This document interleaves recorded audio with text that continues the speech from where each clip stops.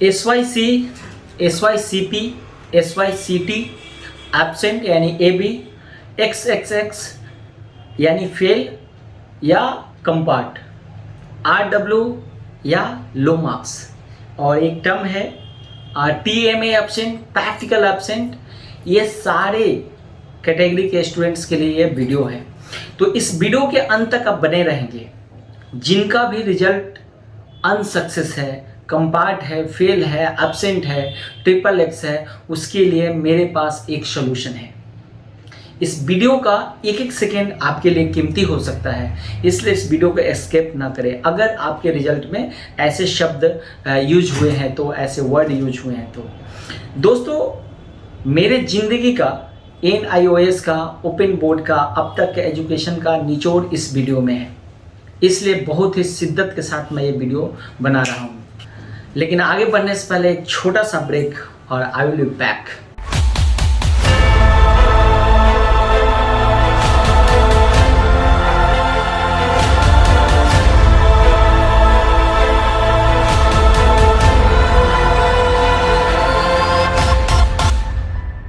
दोस्तों आपका जो भी रिजल्ट है, रिजल्ट में SYC हो, फेल हो, एब्सेंट हो या कोई भी इशू है, आपको नुकसान तो हुआ है लेकिन बहुत ज़्यादा का नुकसान नहीं है।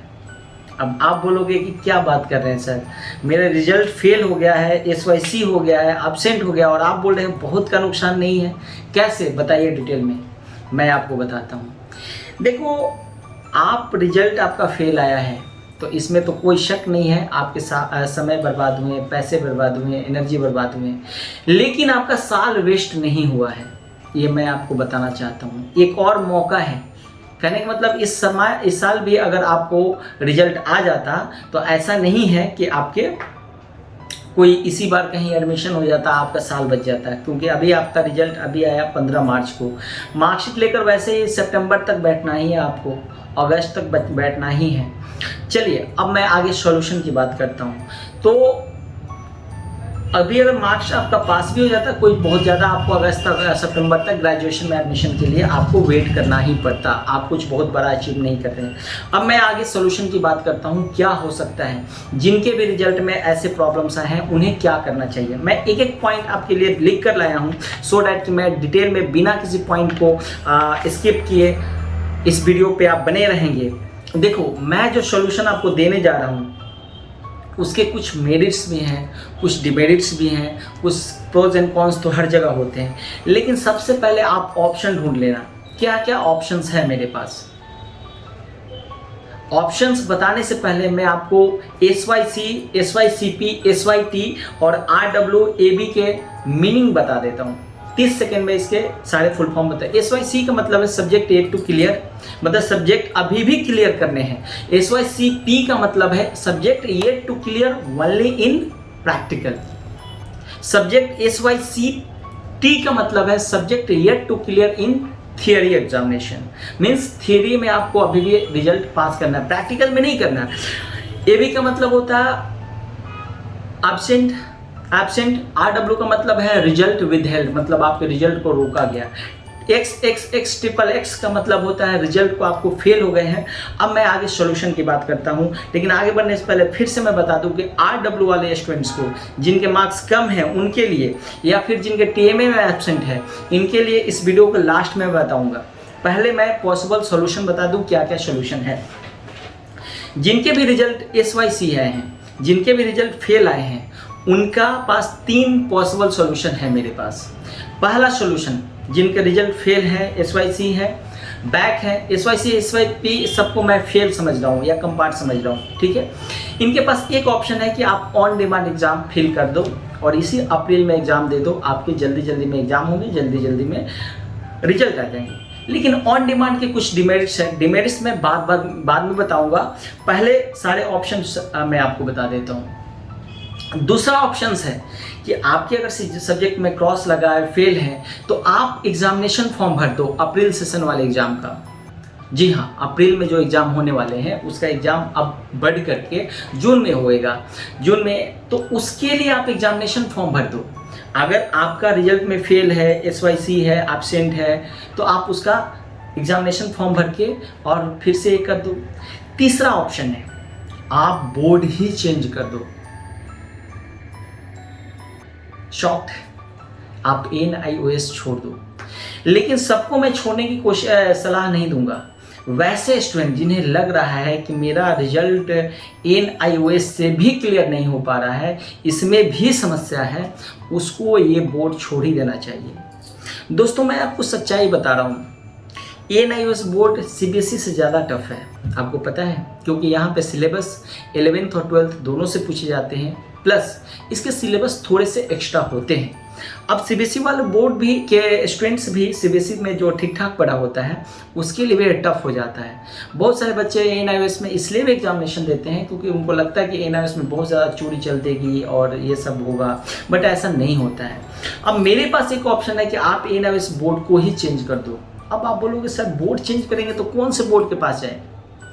देखो, अगर आप NIOS बोर्ड छोड़ देते हो, ये मेरे ज़िंदगी का रिसर्च है, अब तक का जो है रिसर्च मैं बोल रहा हूँ। बहुत सारे स्टेट में स्टेट ओपन बोर्ड है, उसकी भी मान्यता उतनी ही है जितना कि CBSE बोर्ड की है और जितना कि NIOS की है। चाहे वो स्टेट ओपन बोर्ड हो या स्टेट का रेगुलर बोर्ड हो या सेंट्रल का ओपन बोर्ड हो या सेंट्रल का रेगुलर बोर्ड हो। सेंट्रल का रेगुलर बोर्ड यानी CBSE बोर्ड, ओपन बोर्ड यानी कि NIOS बोर्ड। स्टेट के जैसे UP बोर्ड है, हरियाणा बोर्ड है, पंजाब बोर्ड है, बिहार बोर्ड है। इस तरह का बिहार का ओपन बोर्ड भी है। हरियाणा का ओपन बोर्ड नहीं है, लेकिन छत्तीसगढ़ का ओपन बोर्ड है। MP ओपन बोर्ड है, महाराष्ट्र ओपन बोर्ड है, राजस्थान ओपन बोर्ड है। आप कौन से स्टेट से हो, इस नंबर पे मैसेज करके पूछो। क्या सॉल्यूशन है बोर्ड चेंज करने का, इस नंबर पे बताया जाएगा और मैं आपको दावा करता हूँ आप इस ओपन बोर्ड से एग्जाम देंगे और पास हो जाएंगे। क्योंकि मेरे दोस्त, ओपन बोर्ड, स्टेट का ओपन बोर्ड हमेशा से NIOS से कमजोर ही रहा है सिलेबस वाइज। अगर मैं थोड़ा सा एग्जांपल देता हूँ MP ओपन बोर्ड का, या थोड़ा सा एग्जांपल देता हूँ बिहार ओपन बोर्ड का, तो इनके सिलेबस इतने ज़्यादा आसान है, मैं समझ नहीं पाता। एक बार मैं क्वेश्चन देख रहा था बिहार ओपन का, बहुत ही आसान सिलेबस है, एकदम से बच्चे 40% ऑब्जेक्टिव है। MP ओपन का मैं क्वेश्चन देख रहा था, बहुत ही आसान है, 40% ऑब्जेक्टिव है। यहाँ से पास करना और अच्छे नंबर से पास करना बहुत आसान है। अब आपको मन में लग रहा होगा कि सर बहुत फिर से एग्जाम देना, कोई नहीं, 2 दिन TOC का TOC के थ्रू आप NIOS का मार्क्स TOC करा सकते हो स्टेट ओपन बोर्ड में। मात्र 2 दिन आपको जाना है एग्जाम देने, अब आप पास कर सकते हो। और भी ऑप्शन है, आप TOC कैटेगरी में एडमिशन ले लो, 2 सब्जेक्ट का एग्जाम देकर पास कर सकते हो। सेकेंड थिंग क्या है, मार्क्स भी अच्छा आ सकता है और वैल्यू, ट्रस्ट में, सारे बोर्ड्स का इक्वल है। जितने भी इंडिया में बोर्ड है सारे गवर्नमेंट का बोर्ड है। हाँ, कुछ फर्जी बोर्ड जरूर हैं जो फेक बोर्ड है, तो फेक बोर्ड का तो वैसे भी वो वैलिड नहीं होगा, लेकिन जो जेन्युइन बोर्ड है, चाहे ओपन बोर्ड हो या स्टेट के हो या किसी भी स्टेट का ओपन बोर्ड हो, वो हर जगह वैलिड है।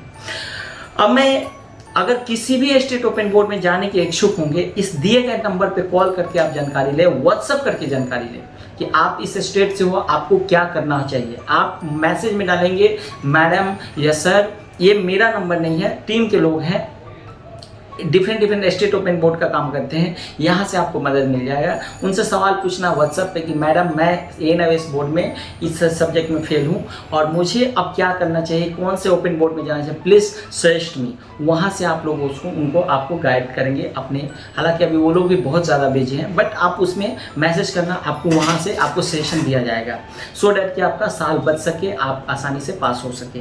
अब मैं बात करते हैं ऑन डिमांड का, क्या है pros and cons. On demand exam अगर देते हुआ तो ऑन डिमांड का फायदा एक है कि ऑन डिमांड आप इसी साल एग्जाम ऑन डिमांड का फॉर्म भरेंगे, अप्रैल में एग्जाम होगा, लेकिन हर स्टेट में अप्रैल तक डेट खाली है नहीं है, ये भी एक समस्या है। और ऑन डिमांड का फॉर्म भरना है तो आप जल्दी से खुद से जाएं, मुझे कॉल ना करें। ऑन डिमांड का खुद से फॉर्म भरें और ये दिए गए नंबर पे भी आप कर सकते हैं कॉल कि वहाँ से कैसे ऑन डिमांड का फॉर्म भराएगा, और ऑन डिमांड का फॉर्म भरे और एग्ज़ाम दे दें उसका। लेकिन उसकी एक और समस्या, डेट मिलेगी नहीं मिलेगी कोई नहीं जानता, अगर मिल भी गई तो एग्ज़ाम उतना आसान नहीं होता है। जैसे पब्लिक एग्जाम होता है जिसमें बहुत सारे स्टूडेंट आप लोग गए थे एग्जामिनेशन सेंटर पे, केंद्रीय विद्यालय पे एग्जाम हुआ होगा आपका, लेकिन ऑन डिमांड एग्जाम आपका रीजनल सेंटर पे ही होता है जनरली। कभी कभी केंद्रीय विद्यालय में भी होती है, और 2-4 स्टूडेंट 10 स्टूडेंट का ही एग्ज़ाम होता है, और एग्ज़ाम थोड़ा टफ तो होता है, पब्लिक एग्ज़ाम के कंपेरिजन में टफ होता है। तो इसके लिए अगर ऑन डिमांड एग्जाम अगर दे रहे हैं तो आपको बहुत अच्छे से तैयारी करने की ज़रूरत है। स्टडी मटेरियल के लिए इस नंबर पे कॉल करेंगे, मैं आपको ऑन डिमांड का स्टडी मटेरियल प्रोवाइड करूँगा। अब मैं बात करने जा रहा हूँ दूसरे ऑप्शंस के बारे में। जी हाँ, जिनके भी रिजल्ट फेल हैं वो एग्जामिनेशन फॉर्म भर दें, एग्ज़ाम फॉर्म भर देंगे तो पब्लिक एग्ज़ाम यानी जो एग्ज़ाम अप्रैल में होने वाला था, जो अब जून में होएगा, उसमें आप एग्ज़ाम दे सकते हैं। तो ये आपके लिए एक सेकेंड ऑप्शन हो गया। ये सेकेंड ऑप्शन आपके लिए इम्पोर्टेंट है, इसको आप ज़रूर भरना। अगर आप किसी दूसरे बोर्ड में नहीं जाना है चाहते हैं तो, क्योंकि ये आपके काम का है, और फिर से आप तैयारी करना, फिर से एक रिस्क लेना, ठीक है। लेकिन जो स्टूडेंट्स लगता है कि नहीं मैं बहुत वीक हूँ, नहीं, तो आप बोर्ड चेंज कर ही दो। मैं जैसे कि मैंने पहले भी बताया, स्टेट ओपन बोर्ड में जाना आपके लिए फ़ायदेमंद होगा। अब मैं बात करने जा रहा हूँ RW वालों के बारे में, TMA के बारे में और लो मार्क्स वालों के बारे में।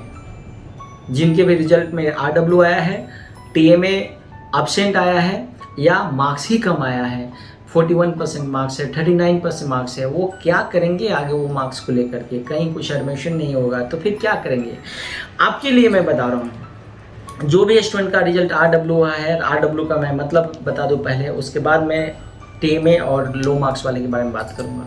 RW का मतलब होता है result withheld due to mass copying due to involvement in unfair means, मतलब आपके रिजल्ट को रोक दिया गया है क्योंकि आप अनफेयर मीन्स में इन्वॉल्व थे, आपने चोरी करके एग्ज़ाम दी है, या आपने कुछ ऐसा सस्पेक्टेड कुछ काम किया है जिससे लगा हो कि आप एग्ज़ाम अनफेयर मीन्स में इन्वॉल्व हो। अब आपको करना क्या है, आपको इसके लिए, अगर आप ऐसा नहीं किए हो तो आपको एक लेटर लिखना है, एक एप्लीकेशन लिखना है।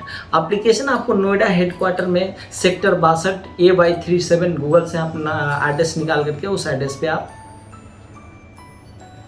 RW का एप्लीकेशन लिख देना। मैं एक शॉर्ट में बता देता हूँ इंग्लिश में, फिर हिंदी में भी बता दूंगा 30 सेकेंड में। To the NIOS headquarter 7th floor, SSS या 7th फ्लोर, या फिर सब्जेक्ट लिख देना। सब्जेक्ट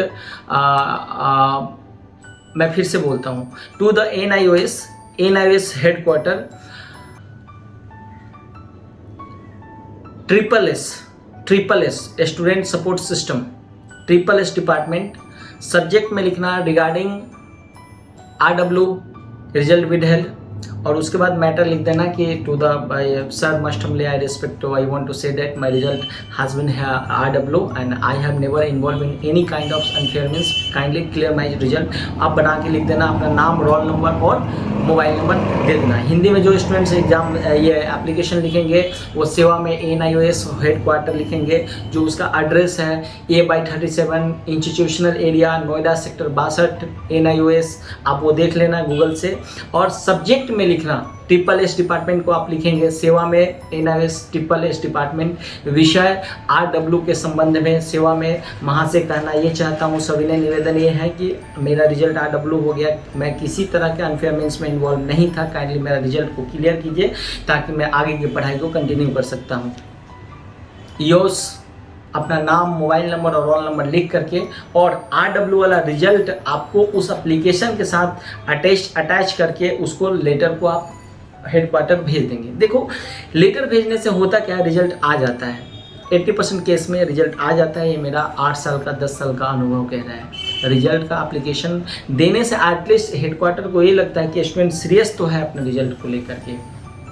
तो ये बात है, आप जरूर एप्लीकेशन भेजेंगे। सेकंड थिंग क्या है, अब मैं बात करने जा रहा हूँ TMA जिसका एब्सेंट है वो क्या करें। TMA में AB लिखा हुआ है। देखो TMA में आपका एब्सेंट है, आपको जल्दी से अपने स्टडी सेंटर पे भाग के जाना होगा। स्टडी सेंटर पे जाओ, जा करके अपने स्टडी सेंटर कोऑर्डिनेटर को पकड़ो, बोलो मेरा TMA एब्सेंट है, प्लीज़ कुछ करो इसका। नहीं कुछ है, आपका स्टडी सेंटर वाला ब्लैकमेल कर रहा है, आपसे पैसे का डिमांड कर रहा है, तो आप रीजनल सेंटर चले जाओ। रीजनल सेंटर जाओ, रीजनल सेंटर जाकर के TMA जमा करने की कोशिश करो। उनको बोलो कि सर मेरा रिजल्ट ये TMA एब्सेंट आ रहा है, आप ये TMA मेरा जमा कर लीजिए। लेकिन मुझे लग रहा है कि आपको 1500 चार्ज करने पड़ेंगे पर सब्जेक्ट। ये एक बहुत बड़ा लॉस आपका होने वाला है। डिटेल में मैं RW से रिलेटेड स्पेशल वीडियो बनाऊंगा कि इस सेशन में 1500 रुपये लगेंगे या नहीं लगेंगे। अब मैं बात करने जा रहा हूँ वैसे स्टूडेंट जिनका मार्क्स ही कम है, लो मार्क्स है, जिनके भी मार्क्स लो आए हैं, कम आए हैं, वो फिर से जून सेशन में जो एग्ज़ाम होगा पब्लिक एग्जाम, उसके एग्जामिनेशन फॉर्म भर ले, एक सब्जेक्ट या 2 सब्जेक्ट, जितने सब्जेक्ट में आपको मार्क्स लगे कि कम है उसका फिर से एग्जामिनेशन फॉर्म भर ले। बीच में मुझे याद आ रहा है कि जो भी बच्चों का रिजल्ट TMA एब्सेंट आया है उन्हें एग्ज़ाम फॉर्म फिर से भरना है, फिर से भरना है। नहीं भरना है, TMA वाले इस नंबर पे कॉल करके हमसे पूछ लेंगे।